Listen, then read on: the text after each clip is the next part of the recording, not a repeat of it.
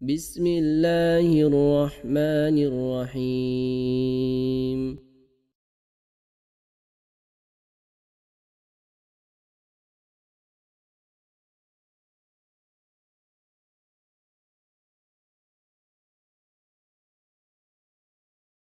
Kita mulai.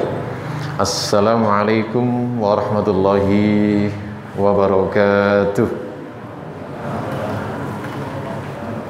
Mohon izin, maskernya saya lorot ya.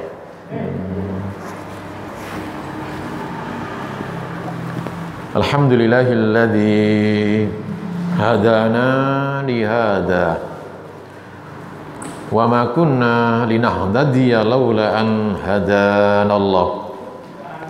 Asyhadu an la ilaha illallah wahdahu la syarika lah wa asyhadu anna Muhammadan abduhu wa rasuluhu la nabiyya ba'da.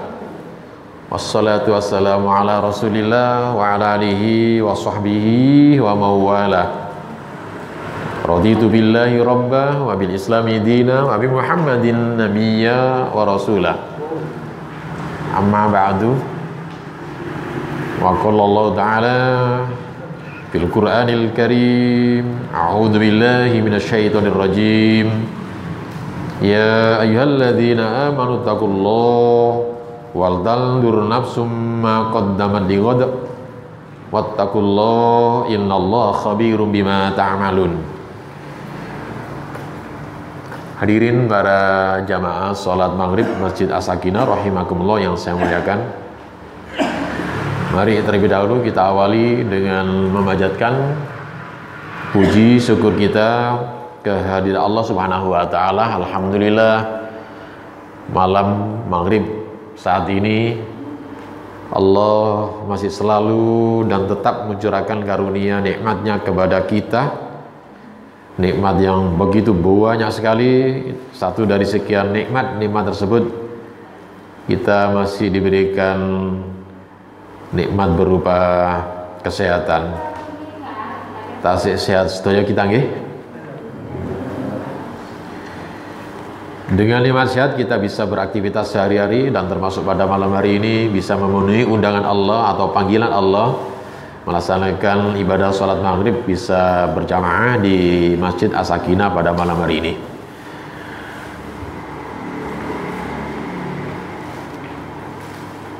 Jamaah rahimakumullah,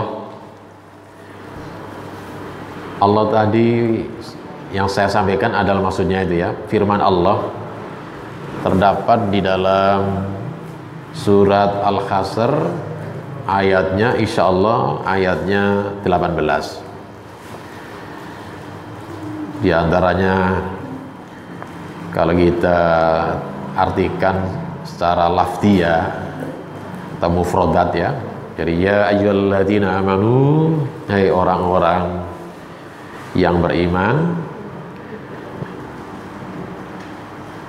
ya ayyuhalladzina amanu ittaqullah, ya bertakwalah kamu kepada Allah. Wal tandur nafsum ma qaddamat lihat, dan hendaklah melihat. Nador itu kan melihat, tapi ada yang mengartikan melihat betul-betul dengan nalar itu. Insya Allah nalar itu mungkin diambil dari kata-kata nador. Artinya melihatnya itu bukan hanya sekedar salah dohir, maksudnya itu betul-betul dilihat, direnungkan, difahami, ditafakuri. Jadi, nafsun maksudnya pribadi kita masing-masing melihat apa-apa yang di sana makot. Jadi makot damat artinya apa-apa yang sudah lewat, apa-apa yang sudah dikerjakan, ya kita lihat, kita teliti, kita cermati berapa amalan yang sudah kita lakukan, atau kesalahan-kesalahan atau dosa-dosa apa yang sudah kita pernah lakukan, sehingga kita pandai berhitung, muhasabah diri. Untuk apa? Lihat digunakan untuk hari esok. Hari esok bagaimana maksudnya? Hari esok, hari akhirat kelak. Wattaqullah, bertakwalah kamu, diulangi lagi kepada Allah. Innallah, karena Allah Subhanahu wa taala khabir. Khabir itu maha cermat, maha teliti untuk menceritakan, mencatat apa saja, tidak akan luput dari pengamatan Allah, catatan Allah. Bima ta'malun, dengan apa yang pernah kamu lakukan. Ya rahimakumullah. Kata Imam Hasan Al-Basri, barang siapa yang baca ayat tersebut akan bisa mendatangkan, artinya dia akan menjadi sedih, akan ada kesedihan pada dirinya. Betapa tidak kesedihan karena dia memperhatikan amalan-amalan yang sudah dilakukan, ya, berapa banyak amalan yang sudah dilakukan dan berapa banyak dosa-dosa yang sudah dilakukan, sehingga dia muhasabah diri. Orang yang muhasabah diri, orang akan punya perhitungan yang matang terhadap amal-amalannya, sehingga tidak ada orang yang mengatakan bahwa amalan saya sudah banyak. Pasti mereka merasakan akan kurang.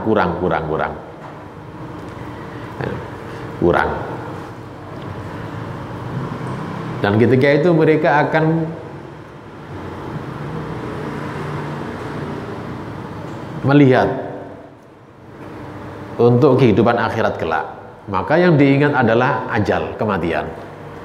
Siapapun akan melihat ajal kematian, tidak ada orang yang tidak sedih. Semuanya akan merasa sedih. Lebih-lebih ketika misalnya ajal sudah menjemputnya, kemudian dia belum banyak mengumpulkan bekal-bekal untuk dibawa pada kehidupan akhirat, dia akan merasa sedih. Sebagaimana juga Allah menyatakan dalam firman yang lain, wa anfiqu mimma razaqnakum min qabli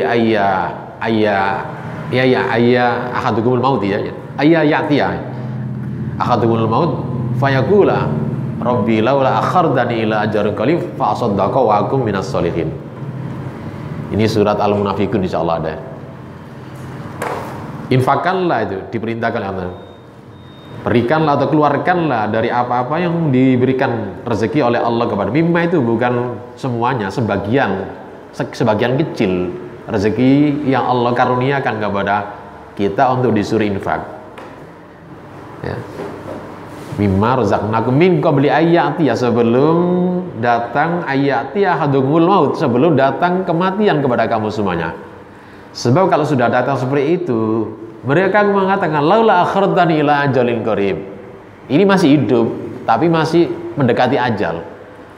Orang sakaratul maut, mau mati itu, dia mengatakan laula akhartani ila ajalin qarib fa asaddaqa wa akum minas sholihin.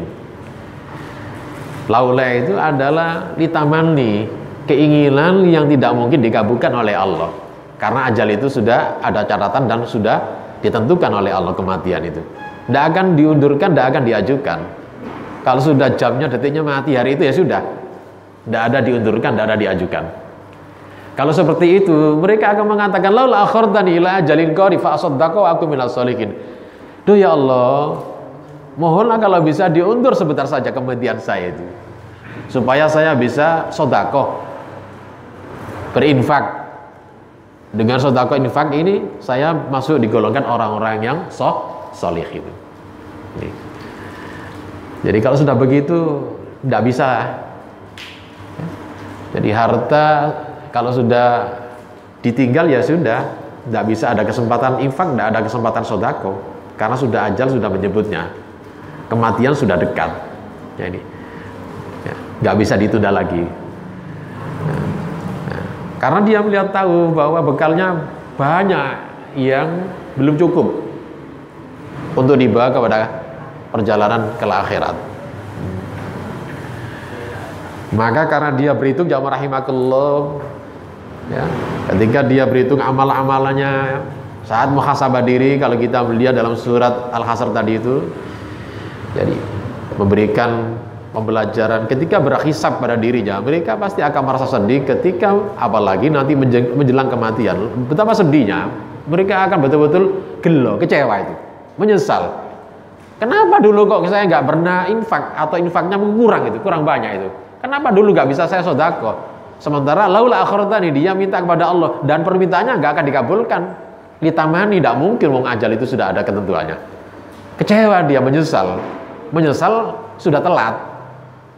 Nah, oleh karena jamaah rahimakumullah, sebelum ya ajal menjemput kita, kesempatan masih banyak diberikan oleh Allah ya, kesehatan kita, kelonggaran kita ya. Apalagi juga ada kelebihan rezeki kita, ya si nyampang masih ada seperti ini. Jangan sampai ada sebagaimana dikisahkan, diceritakan dalam Al-Quran surah Al-Munafikun tersebut. Jangan. Nanti sudah, kalau sudah begitu ya sudah telat namanya itu. Nah, sebelum telat, sebelum kejadian ajal menjemput kita, monggo kita berlomba-lomba untuk mengumpulkan amalia, terutama ini memperbanyak pahala dari sedekah kita. Mboten niku nggih ya itu. Jamaah rahimakumullah, ini takmir ini punya proyek besar itu ya itu. Monggo lah kita sudah paham semuanya itu. Panjenengan sudah bisa berkalkulasi, berhisab, muhasabah itu. Jadi, dan itulah insya Allah harta yang memang harta kita itu ya di situ. Sementara mungkin di dompet kita, di saku kita, atau di apa namanya di lain kita, di celengan kita, atau mungkin di bank-bank kita, itu sebenarnya bukan harta kita. Ya, boleh jadi itu mikir orang lain, atau boleh jadi nanti digunakan yang tidak ada manfaatnya. Maka yang jelas-jelas harta kita itu ketika kita masukkan ke cengkar masjid, sedekah jariyah, yaitu insya Allah yang asli milik kita itu. Demikian jamaah rahimakumullah, mari kita lanjutkan, kita buka.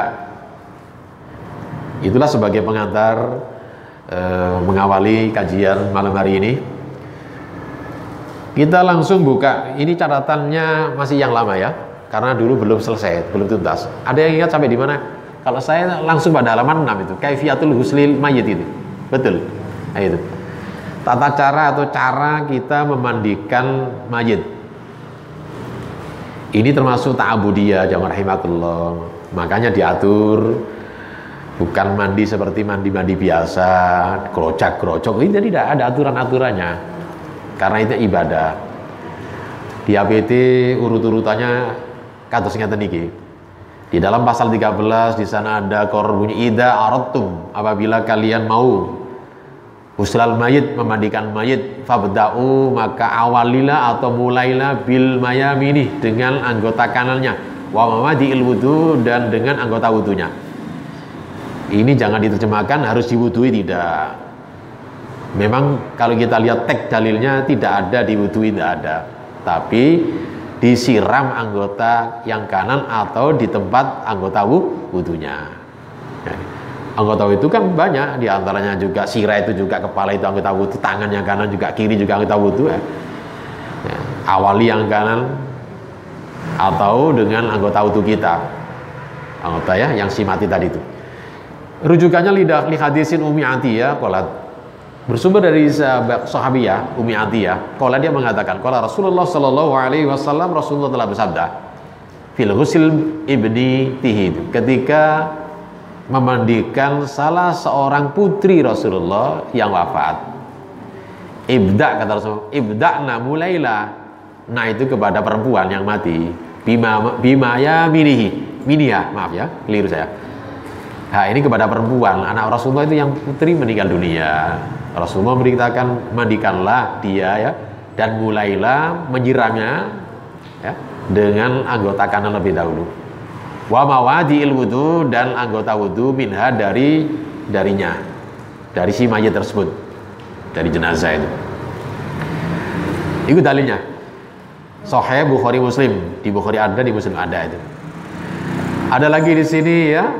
Koran tarjah berikutnya, lanjutnya wangsilu, mandikanlah jenazah tersebut mayit witron, bilangannya ganjil.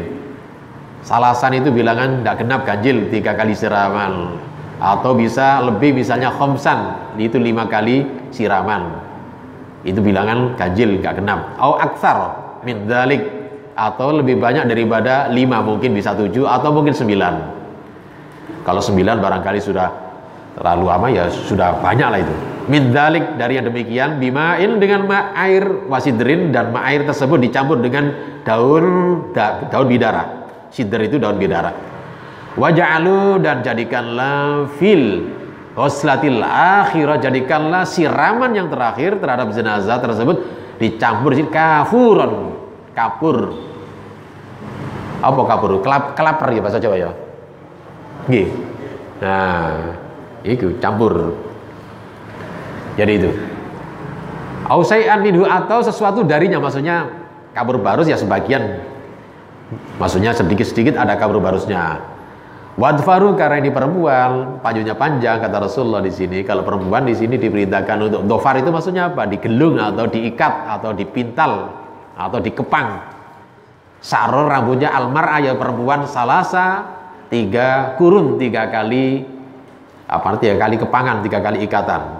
Ini kalau perempuan punya rambut panjang. Tapi perempuan sekarang kan nggak suka rambut panjang jadi itu. Nah, dulu perempuan suka rambut panjang, maka hadis ini, Quran ini berkaitan dengan perempuan-perempuan yang punya rambut panjang. Maka di sini orang-orang yang mandikannya rambutnya dikepang atau diikat atau digelung coro-coro. Tapi kalau gelungan dibuat apa namanya 3 kali gelungan atau 3 kali kepangan. Jadi itu. Daun sidri jamaah rahimakumullah ini nyun sewu. Ini sudah banyak anak-anak sekarang sudah kreatif ya, kreatifnya bahaskan ya. Dibuat sabun sekarang itu udah. Jadi kalau panjenengan bisa browsing di Google itu ada dijual ini ya dengan online itu.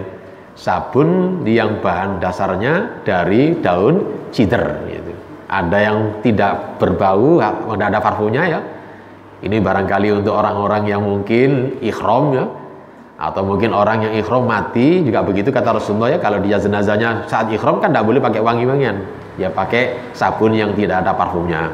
Dan ada yang ada parfumnya, monggo silakan. Jadi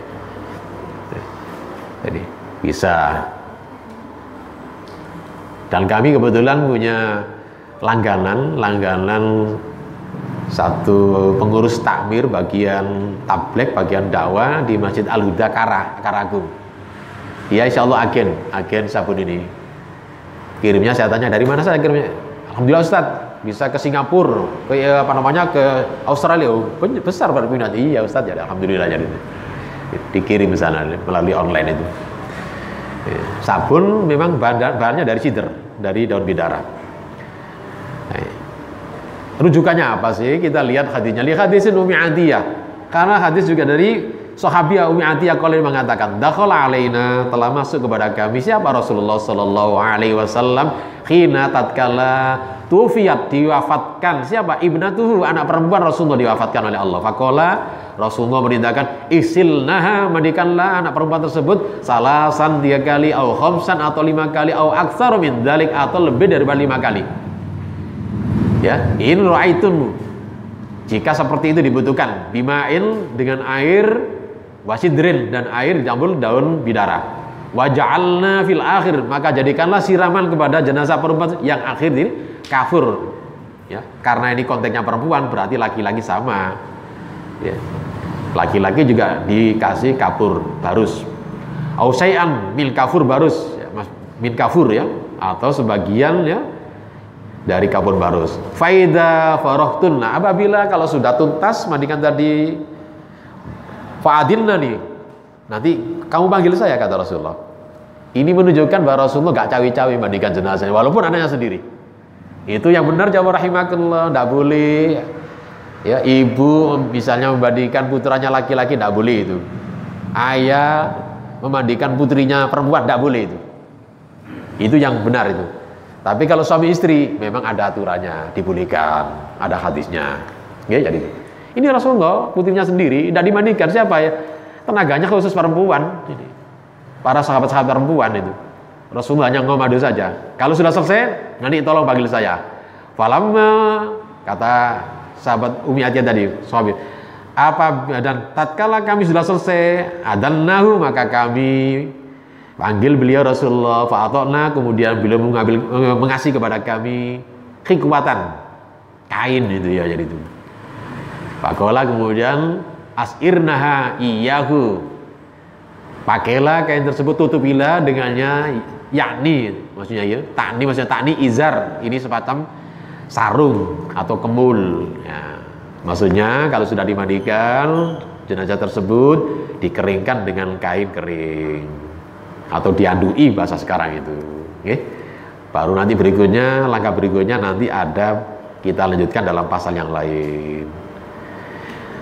Jamaah rahimakumullah, ini perlu juga diperhatikan, walaupun diabetes tidak ada, kadang-kadang kita nyun sewu ya menjumpai terhadap orang yang meninggal dunia ketika dimandikan, karena yang mandikan mungkin belum berpengalaman, saat dimandikan selesai ternyata masih keluar kotorannya itu. Maka oleh karena itu, ini apalagi misalnya si mayat tersebut ya sakit lama biasanya begitu. Ini tuh tentu harus diperhatikan, perutnya itu harus di bahasa Jawa dipeleret gitu. Tapi cok keras-keras, walaupun dia nggak sok sambat itu, ya itu. Karena sudah meninggal dunia, nggak boleh, harus pelan-pelan kita, nggak boleh kasaran kita itu. Karena Rasulullah mengatakan memecah tulang mayat itu sama dengan dia membunuh waktu masih hidup, gitu. Jadi itu begitu kata Rasulullah itu. Artinya pelan-pelan saja ya, lunak itu. Ya dilunak halus-halus. Dan persiapannya di samping panjenengan menyiapkan baju-baju yang memang Yun sewu ya, tenaganya juga memang ahli, apalagi sekarang musimnya seperti ini, pandemi, panjenengan ada sembrono itu. Pakai protokol kesehatan paling tidak itu ya itu. Pakai sarung tangan. Kemudian ada spon itu untuk bersihkan. Sabun bila perlu boleh itu. Tapi dalam hadis tidak ada sabun itu membantu saja. Tapi sabun jangan tidak dicampur dengan daun bidara, lebih baik sabun dicampur. Makanya saya katakan ada sekarang modern sabun sudah terdiri bahannya dari daun bidara, sudah enak langsung itu. Siapkan bak, kalau tidak ada shower atau pancuran, baknya paling tidak ya ada dua. Yang besar itu air, tidak ada apa-apanya, maksudnya air nggak dicampur apa-apa, bersih itu. Kemudian bak agak kecil nanti dicampur di sini ya air yang dicampur dengan kapur barus. Gunanya apa? Nanti akan kita gunakan air ini nanti siraman yang terakhir. Tentu saja di sini butuh bak kecil untuk ya daun bidara dicampur ada sabunnya. Ya tadi untuk gosok-gosok tadi dengan daun bidara. Daun bidara ini termasuk syar'i, ada tuntunannya. Jangan diabaikan. Wis gak apa-apa, jangan itu ngabaikan jangan. Kalau diusahakan tidak ada kecuali tidak ada. Tapi jamaah rahimakumullah, ketika saya melihat grup-grup itu ada tawaran, saya ambil. Saya coba nanti kalau ini gratis saya dikasih ke rumah, dikirim ke rumah itu daun bidara di pot-pot itu. Akhirnya saya minta 3, tapi yang sekarang tumbuh dua ya, yang tumbuh di pot saya di rumah itu. Besar, sudah tinggi itu. Daun bidara murni, ya murni maksudnya asli, doro jadi itu. Cuma waktu berbuah saya panggil kok kecut sekali. Memang ada yang kecut, ada yang manis, macam-macam buahnya tadi. Jadi, katanya ahli herbal itu ya, obat herbal itu yang kecut, malah ustadz yang bagus yang kecut rasanya itu katanya buahnya tadi. Iya remek betah, kalau nggak betah ya kita keter aja kecut ini. Jadi daunnya banyak, bisa dimanfaatkan. Monggo kalau panjenengan ngambil daunnya boleh, di rumah saya ada itu. Bukan, kalau daun karo itu mungkin ada mitos orang Jawa itu nyusul kalau ada misalnya ada susuk itu bukan dikembalikan itu ada keyakinan Jawa, susu itu magic, ada kliniknya, ada sihirnya, dimasukkan macam-macam, itu guna ilmu dukun, ada yang susunya dari emas macam-macam inten. Nah itu kalau orang Jawa ada klinik bisa dihancurkan tadi, bisa dihilangkan, dilebur dengan daun kelor, jadi itu biasanya begitu, tidak ada hubungannya dengan jenazah. Tapi insya Allah kalau kita gunakan lebih mujarab ya daun bidara, insya Allah akan hancur itu. Karena yang saya jamaah rahimah, kalau saya membaca dalam kitab Tibbun Nabawi, Ibnu Qayyim mengatakan salah satu media ngobati orang kena sihir, diantaranya begitu, termasuk orang kena jin itu ya, ketempelan jin. Medianya salah satu tadi itu daun bidara, Ibnu Qayyim dalam kitab Tibbun Nabawi itu. Ya mujarab daun bidara itu, karena ini ada syar'inya, ada tuntunannya. Bahkan Rasulullah Aisyah, Ibunda Aisyah menceritakan dulu perempuan sehabis bukan mencret itu ya, maksudnya itu. Kami disuruh mandi, tapi habis mandi disuruh kumkum dengan air dengan daun bidara itu. Begitu. Kemudian setelah itu kami kemudian mengambil kapas ini kemudian kami kasih wangi, kami usapkan di di farjinya itu, perempuan tadi. Begitu. Tapi jarang dilakukan orang sekarang itu. Jadi begitu perempuan dulu itu. Jadi kalau lebih teliti, lebih cermat, lebih lebih bersih itu ya cara-cara dulu mengeterapkan itu. Jadi pakai daun bidara. Luar biasa daun bidara ini, mungkin melebihi dari deterjen apapun, insya Allah begitu. Jadi, Dan daun bidara memang dalilnya disebutnya Al-Quran yang disebut 2 kali daun bidara. Insya Allah dalam surah Al-Waqiah ada itu. Wasidrin mandudnya ada kan. Ada di surga nanti ada makanan orang yang kesukaan orang di surga dari sidr, tapi buahnya tadi itu memang enak melejatkan. Tapi kalau di dunia ini kecil, di sana besar-besar daun bidara. Ada lagi saya baca walaupun hadisnya tidak kuat, tapi ini menjadi spirit kita ya, dorongan kita agar kita kalau ada daun bidara jangan mudah ditebang. Di mana ini hadisnya nggak kuat, ya, nggak kuat. Kalau ada suatu desa kemudian daun bidara ditebangi semuanya, ini alamat desa tersebut akan dilaknat oleh Allah, begitu jamaah rahimakumullah. Walaupun hatinya tidak kuat, tapi ini menjadi spirit kita. Jangan diabaikan daun bidara itu, karena ini kaitannya dengan itu ta'ubudiyah ini. Bisa menjadi media pengobatan, bisa digunakan untuk ta'abudiyah, kaitannya dengan mandi habis nyun sewu, men ini ibu-ibu, dan habis mandikan jenazah. Hadisnya ini tadi roll jamaah, berarti ada semuanya itu. Sementara di lafaz Bukhari ada, di Muslim juga ada, Abu Dawud juga ada, isilna, mandikanlah hanya kepada perempuan tersebut ya, witron. Nah ini karena putri Rasulullah tadi menjadi objeknya itu 3 kali khomsan. Ini termasuk apa namanya, witir itu ya, witir bilangannya nggak genap, 5 kali atau sabaan 7 kali nggak genap, atau aksar min dalik, atau lebih banyak dari, tapi bukan 8, 9 maksudnya. In ra'aitunna dalik, jika kamu pandang seperti itu layak itu. Kemudian perempuan fatofarna sa'raha salasan kurun. Nah ini perempuan khusus yang punya rambut panjang, dikepang atau diikat menjadi 3 ikatan. Selanjutnya jamaah rahimah, urutannya begitu tadi, siapkan dan tempatnya tertutup. Syukur-syukur kalau masjid kita disiapkan jogo-jogo, menyiapkan tenaga, ya memang harus terlatih dan cekatan, dan orangnya tadi nggak jijian gitu. Ya. Orangnya ini terlatih hebat tapi jijian, akhirnya nggak kerawat. Orangnya nggak jijian tapi dia nggak terlatih, ya nggak bisa apa-apa nanti nggak sakar dewi itu maksudnya itu. Jadi harusnya terlatih, punya ilmunya, dan dia ya nggak jijian, cekatan jadi itu. Paling tidak punya tenaga yang ahli lah, 3 itu ya, paling 3 itu khusus itu. Nanti menyiapkan segala sesuatu cepat, begitu ada penanganan mandikan menyiapkan kafannya, jadi nggak lama-lama. Ada yang nyiapkan kafan, motongi kafan, adanya langsung mandikan, jadi begitu. Walaupun Yusuf dia nggak terjun langsung, hanya komando saja itu. Ini begini, begini, ya, silakan. Itu harus ada yang pimpin. Cinta nggak kasaran silakan, jadi itu. Nah, siapkan tempat memang ada khusus, jadi itu. Ada tertutup, nggak buka-bukaan. Jadi ada lagi di sini punya persediaan kain kafan, monggo ya. Karena kematian itu Yusuf nggak pandang waktu, kadang-kadang malam juga meninggal dunia. Ya silakan kalau misalnya tangani malam tidak apa-apa, tidak ada larangan mengubur malam hari, menangani malam hari. Tapi orang-orang biasanya aras-arasan gitu ya, itu ngantuk kabeh jadi itu. Tidak apa-apa, tidak ada larangan jadi. Joko-joko. Siapkan kafan, kafur baru siapkan. Ya. Sabun dari bidara monggo, panjenengan kalau minat beli monggo silakan. Itu sudah enak itu, praktis itu. Nggak pakai apa namanya, nggak pakai ngulek, nggak pakai apa blender, sudah langsung ada. Sabun pakai campur daun bidara, terdiri dari bidara, jadi enak sudah itu. Kapur barus yaitu kain kafan. Adapun kapas memang tidak ada dalam bab itu, tapi kapas ini adalah sifatnya adalah insidentil. Manakala kalau jenazahnya Yusuf mengeluarkan cairan-cairan, ya memang cairannya butuh kapas, butuh perban, monggo silakan. Saya ulangi lagi ya rahimakumullah, sebelum dimandikan Yusuf, orang tadi itu di perut apa? Di pleret apa dia dipetek ya. Perutnya itu. Kepalanya agak ditinggikan, nah, di perut ya itu. Ya harus, ya memang harus gak jijik, dicewoi itu Yusuf. Karena dia mungkin keluar apa kotorannya itu. Ya begitu wajar, orang sakit keluar kotorannya, dibersihkan kotorannya. Kalau sudah bersih begitu, baru langkah-langkah tadi, urutan tadi seperti tadi nyirame kanan dulu, anggota wudu. Maksudnya ini kan ada anggota wudu dari kepala boleh itu ya, jadi itu. Ini anggota wudu kanan. Ini sirak sekali, ini sekali. Ya. Kemudian tengah menjadi 3 kali saja. Kemudian sabun silakan begitu ya, disabun pakai campur apa daun bidara itu. Kemudian setelah itu dibilasi juga bilanya ganjil lagi. Ini sekali, baru apa? Ini tengah itu. Jadi itu.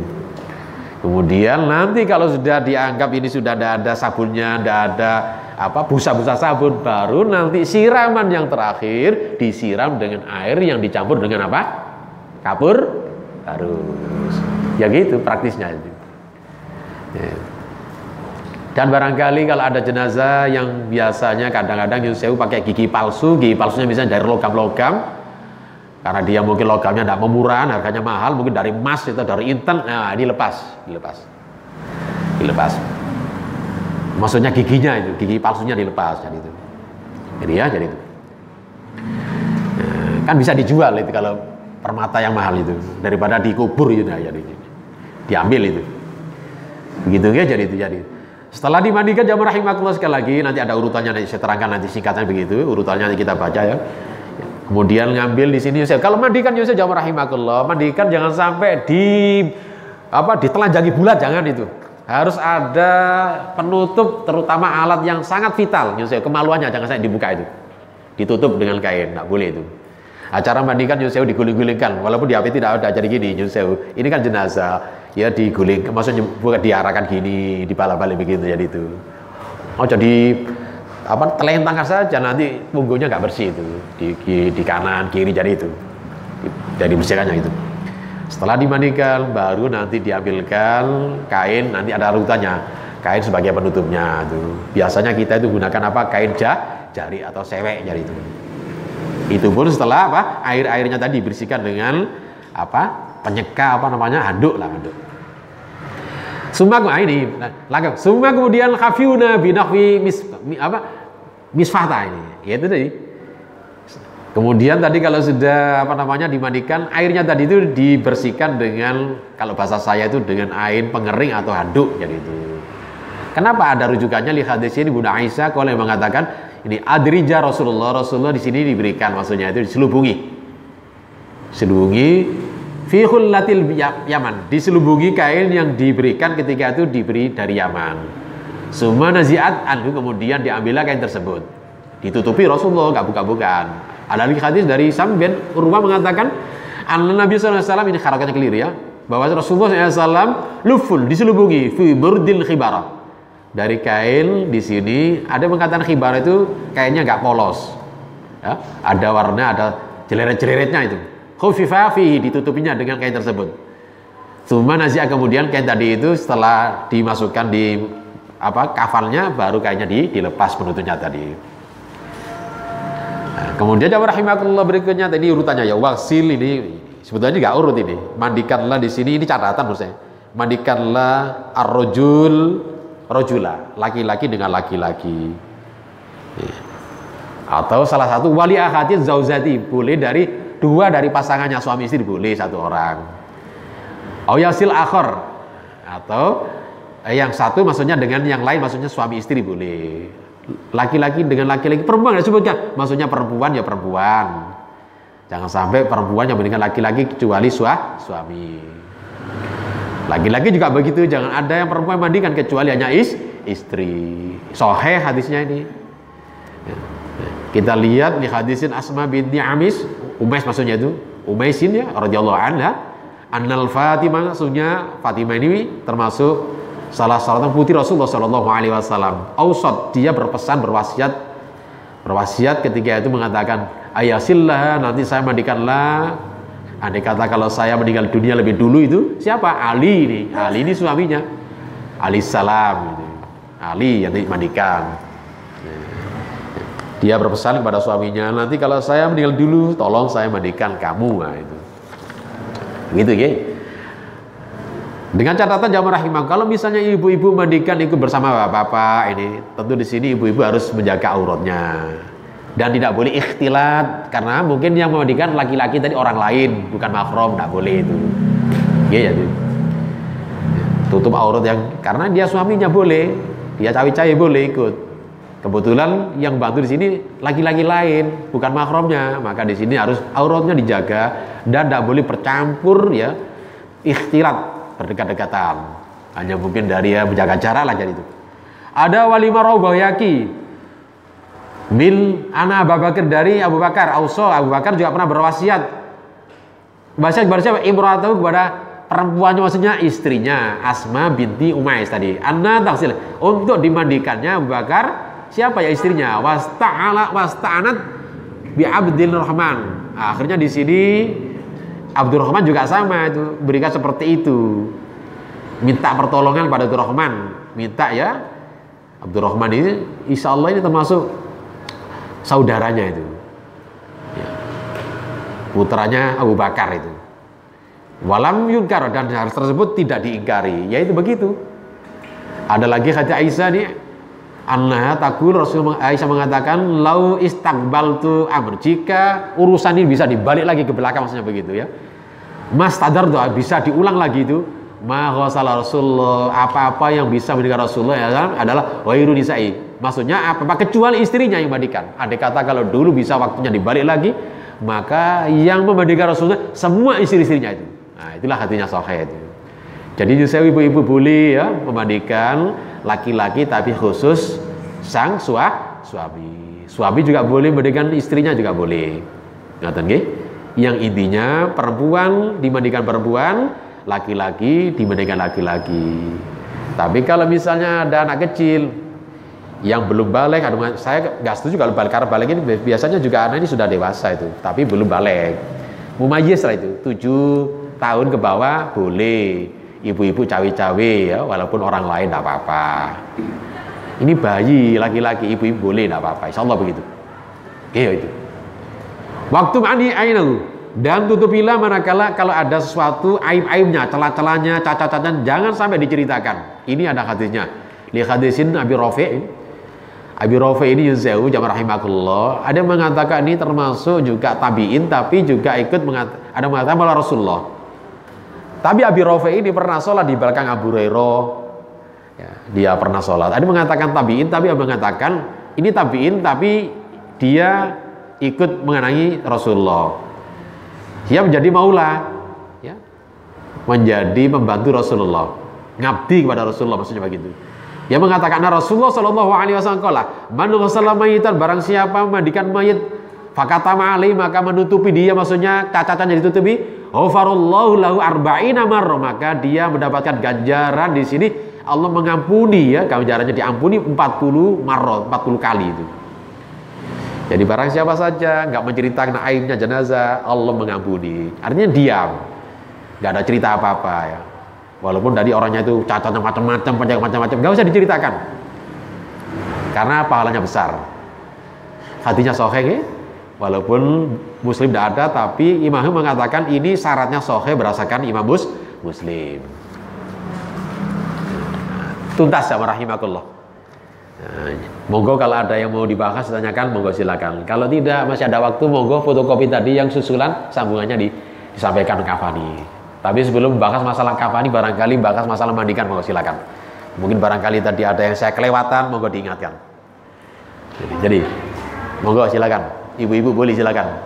Ini penting, harus kita ngaji semuanya nih, supaya ibu juga tahu. Karena yang meninggal dunia itu bukan laki-laki saja, ibu juga mati, jadi itu. Jadi itu ya, jadi itu. Harus tahu ibu-ibu ini. Apalagi nanti juga misalnya joko-joko suaminya meninggal lebih dulu, harus cawe-cawe ibu, begitu. Enggak apa-apa itu. Monggo silakan, gimana Pak? Ibu Yusewu ini bapak dulu nggih, ada bapak dulu nggih. Ngapunten Ibu nggih. Nggih. Jadi kalau kita memandikan mayat itu disediakan 2 air, 2 bejana. Nggih, betul nggih. Dicampur dengan kapur halus. Betul itu ya nggih. Satu yang biasa saya lihat itu dicampur dengan bunga-bunga. Oh, bunga. Iya, bunga-bunga. Pertanyaannya, bunga-bunga ini apakah hanya sebagai pewangi atau memang itu ada syariatnya gitu. Kemudian pada saat itu pertama. Iya baik. Yang kedua, pada saat mayat diangkat ke kubur itu saya sering melihat atau sering mengantarkan jenazah itu, kemudian para ibu-ibu itu menyalurkan beras kuning Gigi. uang. Nah ini sering dilakukan. Nah, ini bagaimana? Apakah hukumnya atau syaratnya apa ada? Terima kasih. Baik. Waalaikumsalam warahmatullahi wabarakatuh. Bunga itu tidak ada dalam syariat, tidak ada. Hatinya juga ada itu. Apalagi nanti bunganya disiramkan di atas kubur ya. Semuanya kok seberapa bunga itu. Jadi tidak ada tuntunannya, tidak ada. Oleh karena itu tidak perlu dilakukan, dikerjakan, tidak perlu. Justru yang disyariatkan itu harus kita lakukan. Yang daun bidara ada ketentuan dalilnya dan dilakukan, yang tidak ada dalilnya dilakukan. Itulah anehnya orang Islam kita kadang-kadang, aneh-aneh itu. Untuk apa bunga tadi? Untuk wangi-wangian. Padahal wangi-wangian zaman Rasulullah ada itu. Di antaranya ada minyak, nanti ada minyak kasturi zaman Rasulullah, itu mahal itu. Ya. Rasulullah nanti ada caranya menggunakan minyak kasturi, bukan pada mandikan. Bagaimana mandinya tadi? Kapur baru sih salah satu juga, di samping untuk pembersih juga, untuk juga mungkin juga untuk apa namanya, noda-noda yang lain juga di samping itu juga untuk apa? Menghilangkan bau amis itu barangkali itu. Kapur barus. Cukup itu kapur barus. Rasulullah sudah paham masalah tadi itu. Jangan ngajari Rasulullah dengan bunga-bunga gitu. Jangan, Rasulullah tidak gunakan gitu, ya sudah, tidak usah gitu. Mungkin barangkali itu masih tidak bisa lepas dengan kaitannya mungkin orang kejawen barangnya itu. Orang kejawen kan senang kembang itu. Nek mboten percaya jenengan Kemis malam Jumat itu mesti di perapatan kan banyak kembang-kembang dibuang. Nah, itu orang kejawen lah itu. Termasuk beras-beras tadi. Untungnya kok berasnya kuning, onanya kunir itu. Ada kata kalau ada beras hijau hari jadi itu. Itu termasuk kaitannya dengan kejawen. Kejawen ini Nyun Sewu masih ada ya hubungan erat atau beririsan dengan agama yang lain. Buddha itu Hindu itu dengan yang kuning-kuningan, karena di sana ada hari kuningan itu, makanya serba kuning. Makanya kalau kita itu buat sego kuning itu masih ada hubungan dengan Hindu tadi, kuning-kuningan, hari kuning, karena di sana ada hari kuningan di Hindu itu, kuning itu, termasuk janur kuning, jadi seperti itu karena ada unsur-unsurnya jadi itu. Nah, kita ini kadang-kadang nggak diteliti pokoknya segede gitu Pak ya. Adat kalau tidak ada dasarnya harus kita teliti, cermati, jangan sampai kita tiru-tiru.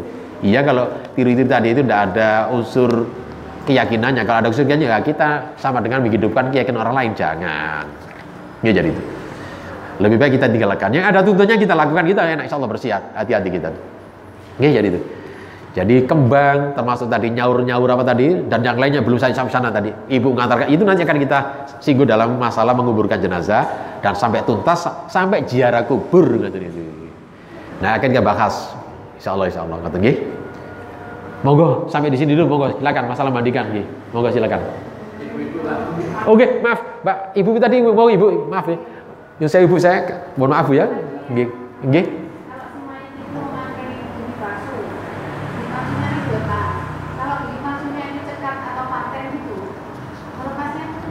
Oh iya, nggak bisa dilepas. Iya, nyulut tukang gigi itu ya. Suruh melepas itu.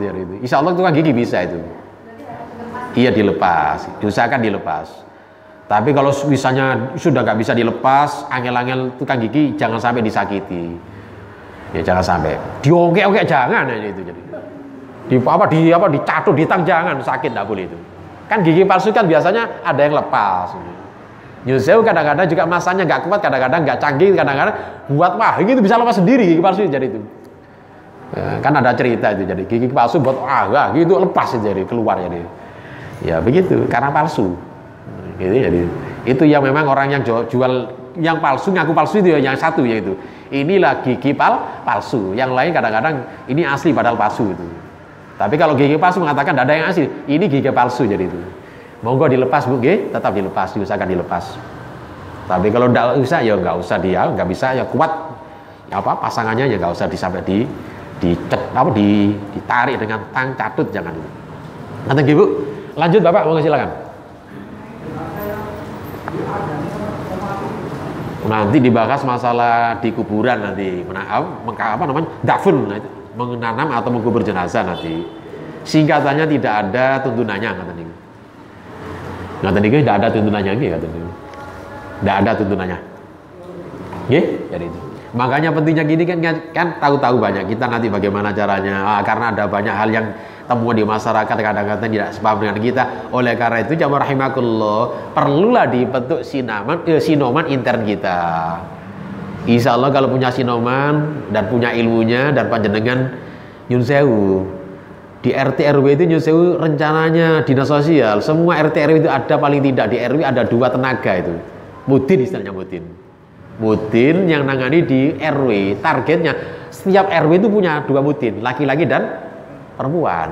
Itu targetnya dinas sosial. Dan dulu Nyun Sewu ketika rapat, saya ikut rapat, Nyun Sewu mewakili majelis ulama. Materi-materi yang diberikan kepada pelatihan mudin-mudin, saya lihat bukunya ini, nggak saya sebutkan dari lembaganya, nggak enak lah. Pokoknya lembaga yang terkenal di Surabaya yang biasanya jual kurban-kurban itu, nggak saya sebutkan itu.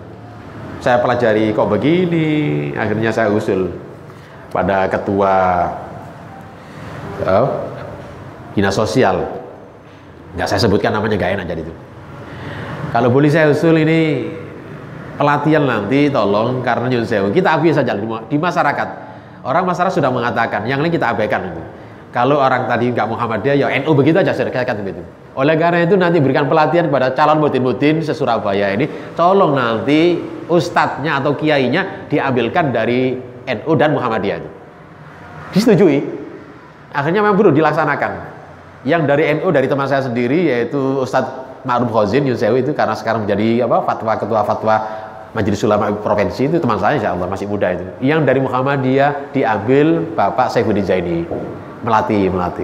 Tak rungokno Pak habis pelatihan, kok dari Muhammadiyah kok kaku begitu. Saya dengar, saya cerita-cerita dari orang-orang yang itu. Kaku bagaimana Pak itu? Yes, pokoknya begitu-begitu aja. Iya memang begitu Bapak jadi itu. Ya begitu caranya itu, praktis-praktis saja itu. Oleh karena itu jamaah rahimakumullah, kalau panjenengan nggak ikut begitu, nggak diangkat, karena nyun sewu ada apa namanya, ada insentifnya kalau jadi pemerintah ada itu. Usulkan saja kepada lurah jadi bahwa di masjid sini ada sinoma sendiri. Oleh begitu secara legal panjenengan diakui di pemerintah.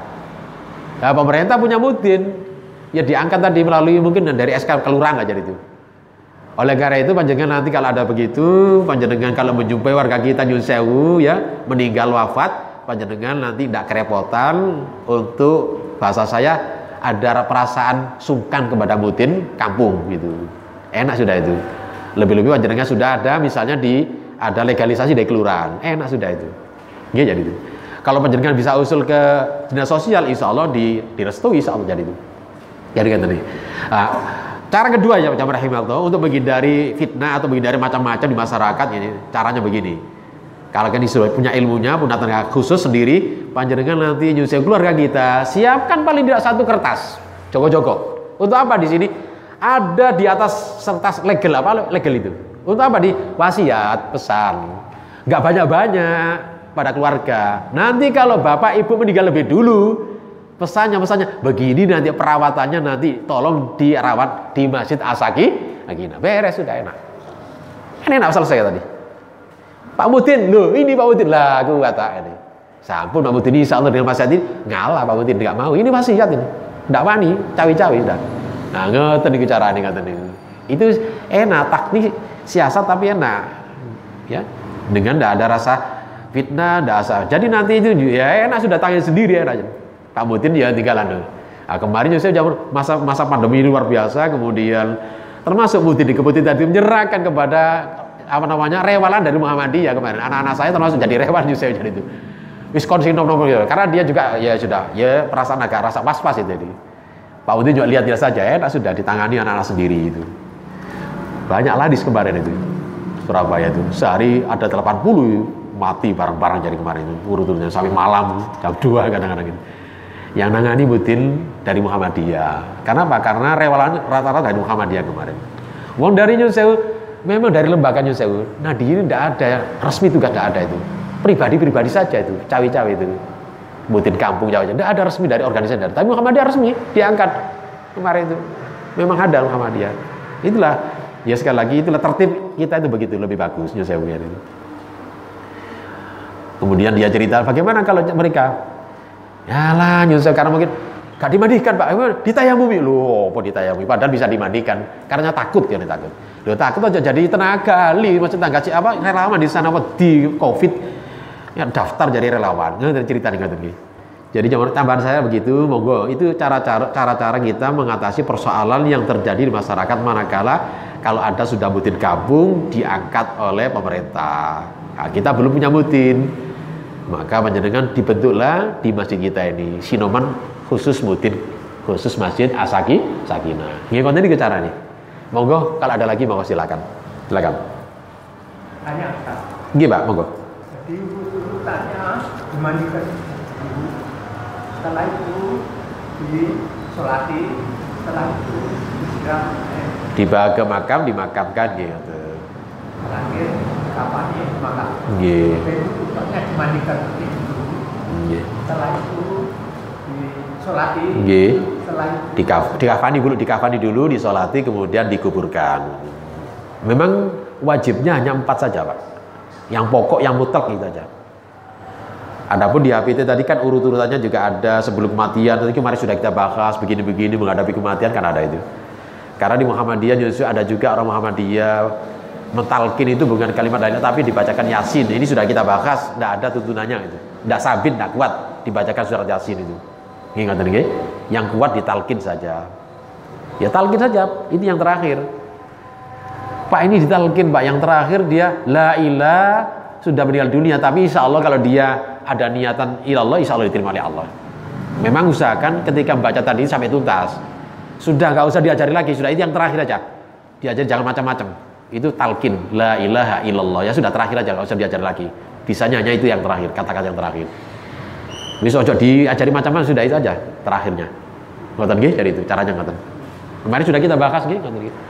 Nah, sekarang sudah memandikan. Malu ini akan kita lanjutkan mengkafani. Ini sudah isya dah. Monggo kalau ada silakan. Tidak ada pertanyaan. Sudah kita akhiri saja nggih. Insyaallah nanti akan kita lanjutkan pembahasan dalam bab selanjutnya yaitu mengkafani jenazah. Demikian jamaah rahimakumullah, kurang lebihnya kami mohon maaf. Terima kasih atas segala perhatian. Akhirul kalam. Assalamualaikum warahmatullahi wabarakatuh.